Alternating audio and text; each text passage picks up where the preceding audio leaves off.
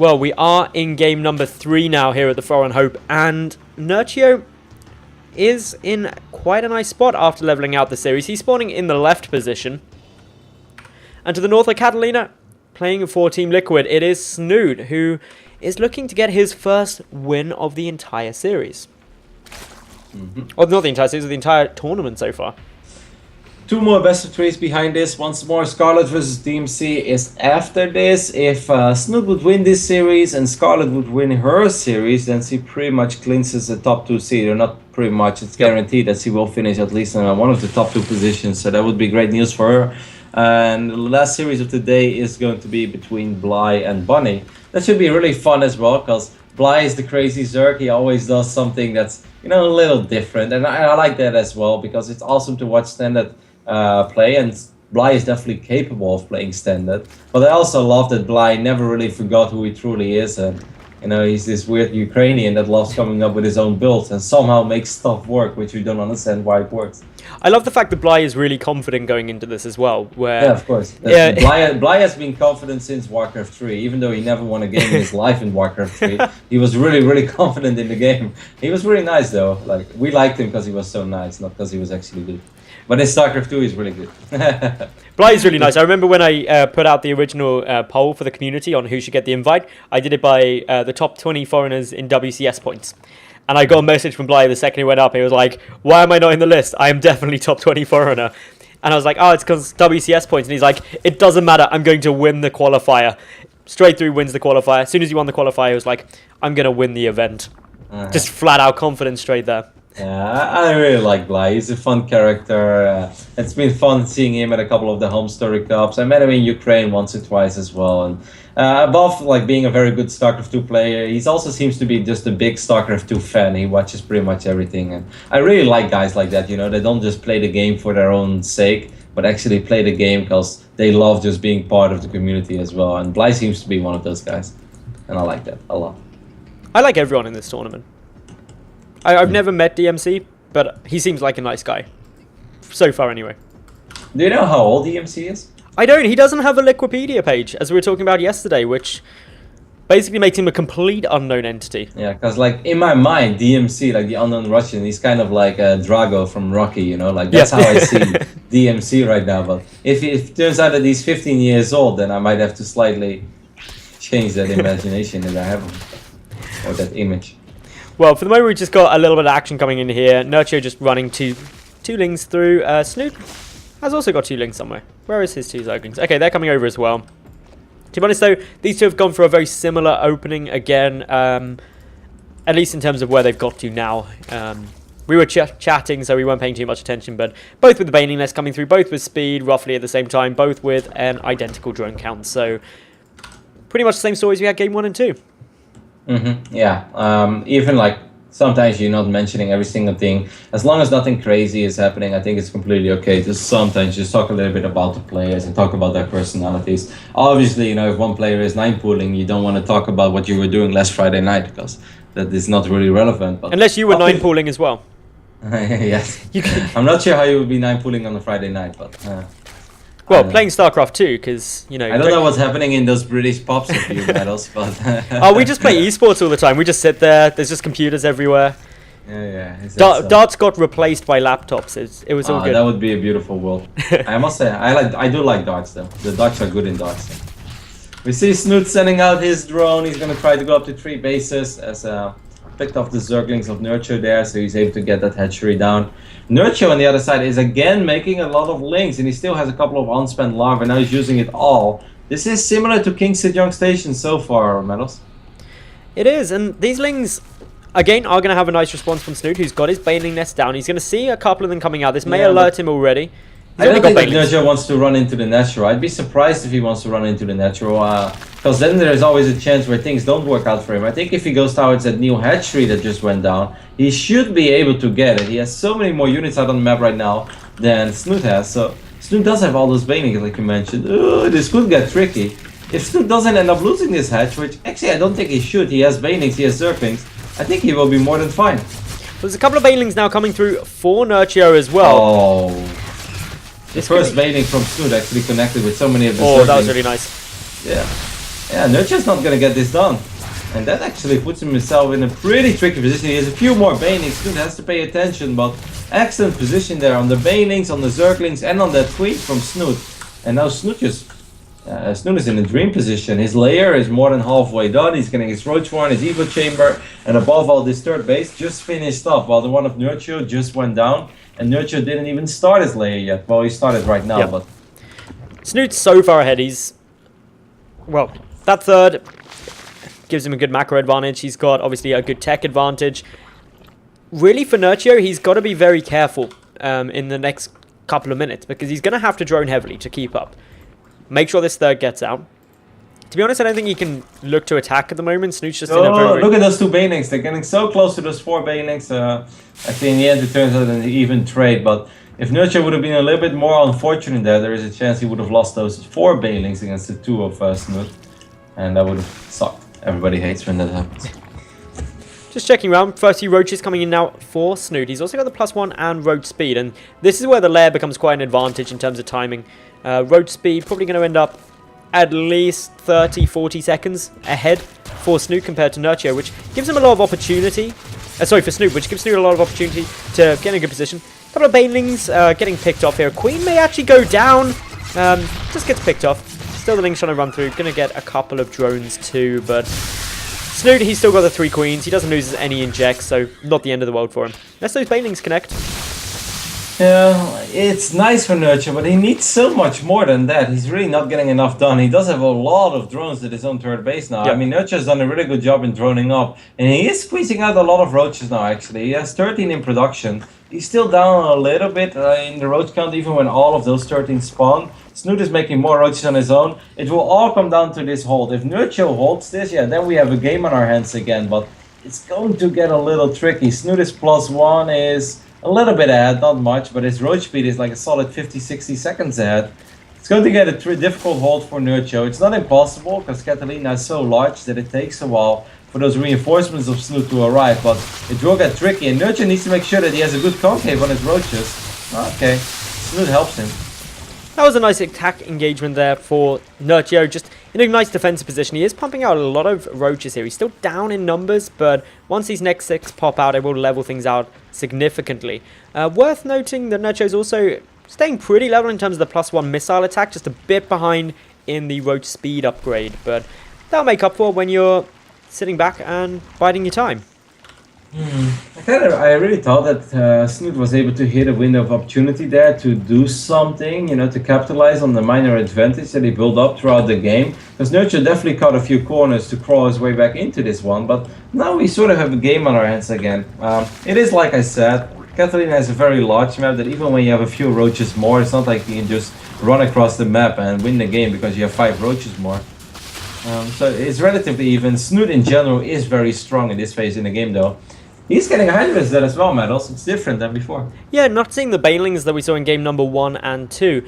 What I'm interested to see is just how much of a commitment Snute goes to those. He's getting Groove Spine, so he's definitely going to be grabbing a fair few out. But Nerchio is just sticking on pure Roach as it stands. He's down in numbers of Roaches overall, though, and that's going to cause him some problems over the next couple of minutes. But he did get a nice little boost to his economy, despite being down in the earlier stages, being able to hold off that counterattack. So this is quite a level game at the moment. In terms of the resources lost difference, it's only 800 resources more lost for Nerchio, which, when you're 13 minutes in the game, is negligible. So, for the people who are not that familiar with ZvZ, Roach Hydra, of course, on paper is better than Max Roach, but in a map that's as large as Catalina, where it's very easy to surround an army or to set up multiple hit squads, it is pretty possible that a full Roach army beats a Roach Hydra army. Because even though Hydras are very strong, if they're exposed, they die very quickly. Of course, I don't think that Nerchio is just able to attack into Snute, but if Snute decides to move out with his Hydra list, there's a good chance that Nerchio can set up a nice flank or something like that and still win, despite only having Roaches, especially if he has a few Banelings in the mix as well. Waiting for a little push through now. Snute trying to find a good position. The Banelings are, of course, morphing, and this is something that we said in game 1 and 2. It'd be lovely to see those Banelings used against Hydras. If the Hydras are clumped, The Banelings connect. Suddenly, your opponent doesn't have any Hydralisks left. Oh, I think this is a really bad fight now for Nerchio. I think he reacted a little bit too late to the movement of Snute. A couple of Banelings trying to trickle through, and they do sort of connect with a few of these Hydralisks. Actually, Snute is still maxed out, but that's because he's producing a lot of units. But look at the Hydralisks, they're still alive, they're still pushing out quite a bit of damage. More and more Banelings rolling in though, but I just feel that Nerchio reacted a little too late to the army movement of Snute. He will stabilize, but that's mostly because of reinforcements, not because he actually won the fight. Defender's advantage can be pretty important. If we look at the resources lost, it did actually, well, it definitely went in Snute's favor in terms of overall losses there. The Banelings, while they are slightly more expensive, they can be quite cost effective if they get great connections. Nerchio got alright though. He managed to pick off most of the Hydralisks, which is quite nice for him. It means that he's done a bit more gas damage to Snute. But it's still neck and neck here. Army supplies are exactly level. The drone count, only 2 between them. What could end up being a big player is this 4th base from Snute though, if he's able to take and keep it. Yeah, I like the way Nerchio realized that he was a little bit out of position. If he would have just attack move, it would have gone terrible for him. So he just decided to take the beating for a few seconds and run all the way up north because he realized that he needed a good concave himself as well. So it was really good adjustment on the fly because it could have gone a lot worse. Still, of course, Snute was able to push out a lot of damage, but all the additional Banelings really helped up, softening up a lot of those roaches and eventually connecting with a few of those Hydralisks. I still don't think that Nerchio is just able to attack Snute though.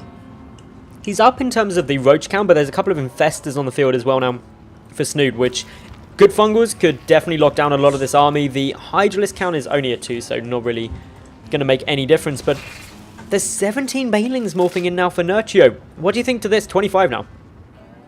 I mean, Banelings, if the units are clumped up, they can definitely be game changers. And what helps is Banelings as well. It's not always just the connections that Banelings get.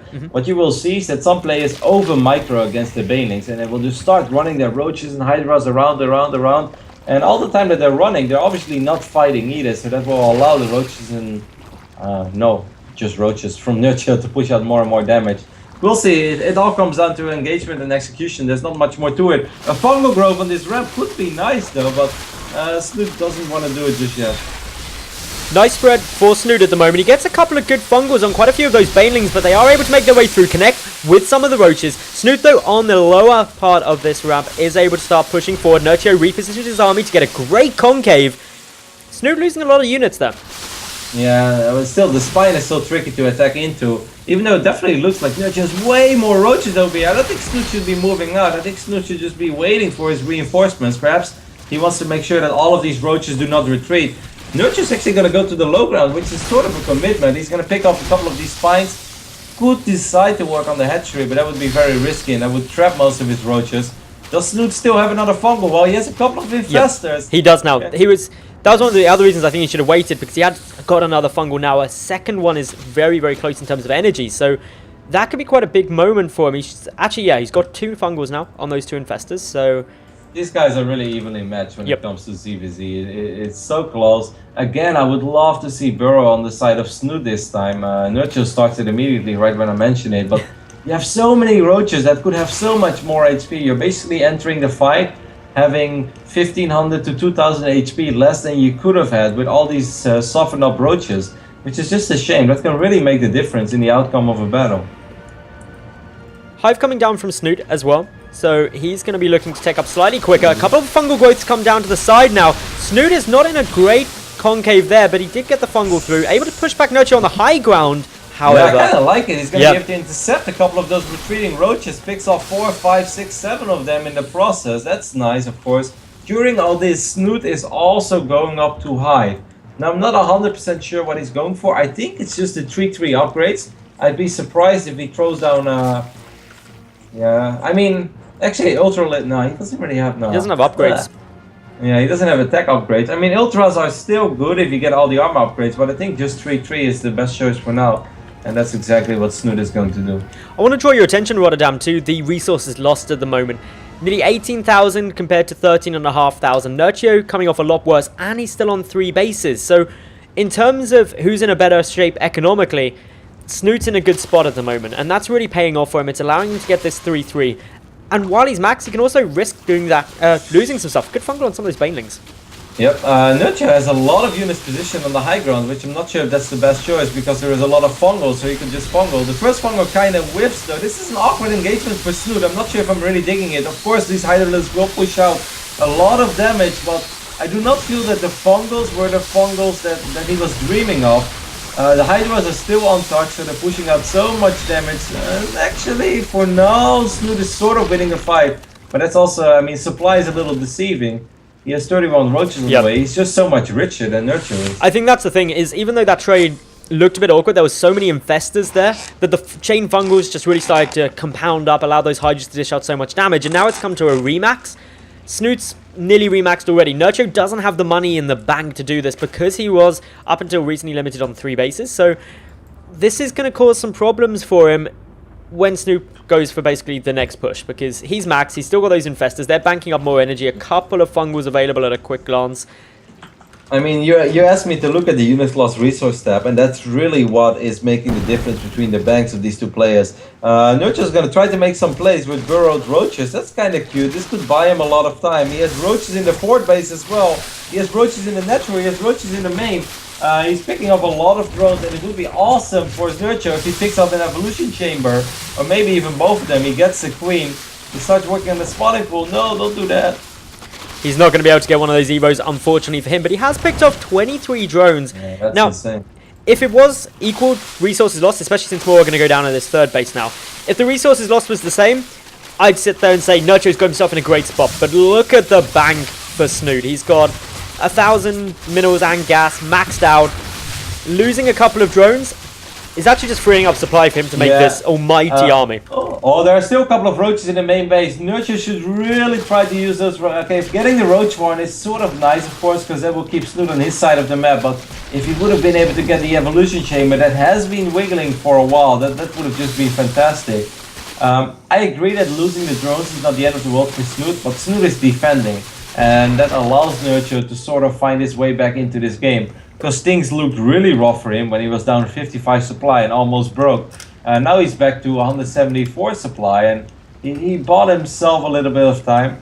He still needs a little more time though. This is an intimidating army by Snute. Very, very intimidating, as there's a lot of energy on the infestors as well. There's also 3-3 for Snute, plus those Hydralisks. Yeah. Nerchio needs all 25 of his banelings to get beautiful connections, and he needs to catapult them into the army, or just like parachute them, you know? Bane drops would be quite hard to execute, but they would be beautiful right now. No, we're going to be going in. Snute trying to get in a good position. Good fungals already coming out. He's got a grand total of 5 infestors. The fungal growth could be massive. The banelings not really getting great connections. The Hydra staying safe at the back, and that's the important damage dealers. Snute pushing on through. He's up massively in supply, over double the army supply at this stage, and with no money in the bank, only 11 roaches reinforcing for the Acer Zerg. This is looking incredibly promising for Snute. GG's called, and Snute is going to take the first series he has in the Foreign Hope so far, 2-1 over Nerchio.